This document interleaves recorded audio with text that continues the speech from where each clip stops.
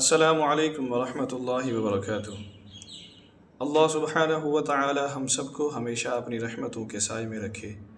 تمام دیکھنے اور سننے والے احباب آپ کی مشکلات آسان فرمائے اور آپ کو بے شمار خوشیاں عطا فرمائے، اور روز محشر حضور علیہ الصلاۃ والسلام کی شفاعت نصیب فرمائے، آمین ثم آمین۔ مولانا، آپ کو معلوم ہے کہ ہمارا عشر پر ایک موضوع چل رہا ہے۔ آج کا ہمارا عنوان بھی یہی ہے۔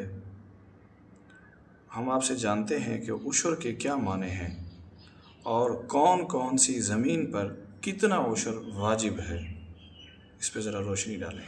نحمدہ و نصلی علی رسولہ الکریم، اما بعد فاعوذ باللہ من الشیطان الرجیم، بسم اللہ الرحمن الرحیم، وآتوا حقہ یوم حصادہ، صدق اللہ العظیم۔ اس آیت مبارکہ کے اندر اللہ تعالیٰ نے عشر کا حکم بیان فرمایا۔ عشر کا معنی ہے 10واں حصہ،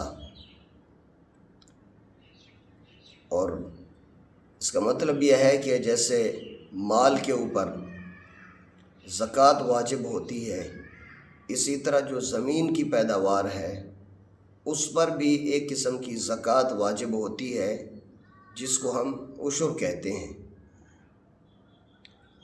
پھر زمین دو طرح کی ہوتی ہے۔ ایک وہ زمین کہ جو قدرتی پانی سے، جیسے بارش ہے، اس سے سیراب ہوتی ہے، اسی سے فصل اگتی ہے، پکتی ہے۔ تو اس طرح کی زمین پر جو عشر واجب ہوتا ہے وہ کل پیداوار کا 10واں حصہ ہے۔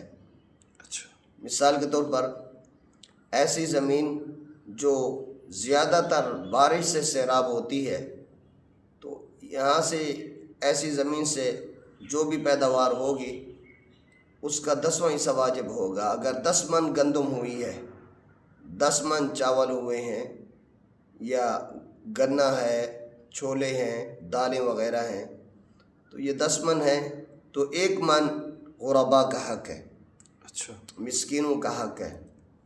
اور اگر وہ زمین ایسی ہے کہ جو بارانی نہیں ہے، بلکہ از خود پانی کا انتظام کرنا پڑتا ہے ٹیوب ویل کے ذریعے، تو ایسی زمین کی جو پیداوار ہے اس کا 20واں حصہ کل پیداوار کا جو ہوگا وہ غربا کا حق ہے۔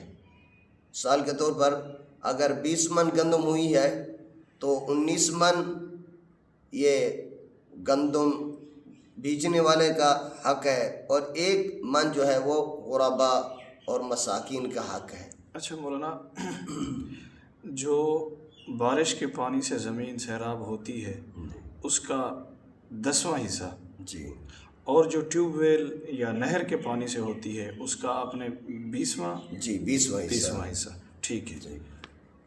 اچھا مولانا، عشر کن کن مصارف میں لگتا ہے؟ آپ تھوڑا سا یہ بھی جو وضاحت کریں۔ زکوٰۃ کے مصارف ہیں تو عشر کے مصارف بھی وہی ہے، یعنی جو غربا ہے، یتامہ ہے، بیوہ ہے، اور اسی طرح غریب آدمی، مسکین آدمی، وہ یہ ان کا اسی طرح آج کل کے زمانہ میں بہترین مصرف عشر کا وہ مدارس دینیہ ہیں، کیونکہ ان کو دینے کا ثواب دگنا ہے۔ ایک تو یہ ہے کہ اپنا فرض بھی ہم پورا ادا کریں گے، اللہ تعالیٰ نے جو ہم پر ہمارے ذمہ ایک فرض قرار دیا ہے عشر کا نکالنا، ایک تو اس کی ادائیگی کا ثواب ہوگا، اور دوسرا یہ ہے کہ علم دین اور قرآن کریم کی اشاعت میں ہم معاون بنیں گے، کہ ان کی ضروریات کا جب انتظام ہوگا تو وہ یکسوئی کے ساتھ دین کو پڑھ سکتے ہیں، پڑھا سکتے ہیں، نشر و اشاعت کا ایک ذریعہ بن سکتا ہے۔ تو اس لیے ہم کوشش کریں کہ مدارس کو مضبوط کریں، علماء کو مضبوط کریں، اہل قرآن کو ہم مضبوط کریں۔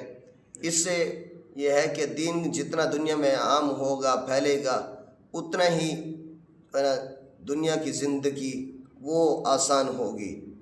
لوگ دین اسلام کی جتنا قریب ہوں گے اتنا زندگی میں سکون، اطمینان، اللہ کا قرب نصیب ہوگا۔ بے شک۔ تو اس لیے زکوٰۃ کو، جیسے زکوٰۃ کو خوش دلی سے ادا کرنے کا حکم ہے، تو اسی طرح عشر بھی۔ کیوں؟ اس لیے کہ اس میں عشر ادا کرنے والے کا اپنا ہی فائدہ ہے۔ ایک تو یہ ہے کہ اس کا جو بقیہ جو اس کے پیداوار ہے وہ پاکیزہ ہو جائے گی، اور دوسری ہے کہ پھر اللہ تعالیٰ کی جو ہے نا طرف سے اس میں برکت اور خیر کے فیصلے اس میں ہوں گے۔ تو اس لیے جتنی پیداوار ہو اور جس قسم کی بھی پیداوار ہو، جو مقصودی پیداوار ہوتی ہے، جس کو یعنی آدمی کوئی چیز صرف اس لیے کاشت کرتا ہے کہ وہ چیز مقصود ہوتی ہے، جیسے گندم ہے، اب یہ گندم مقصود ہے۔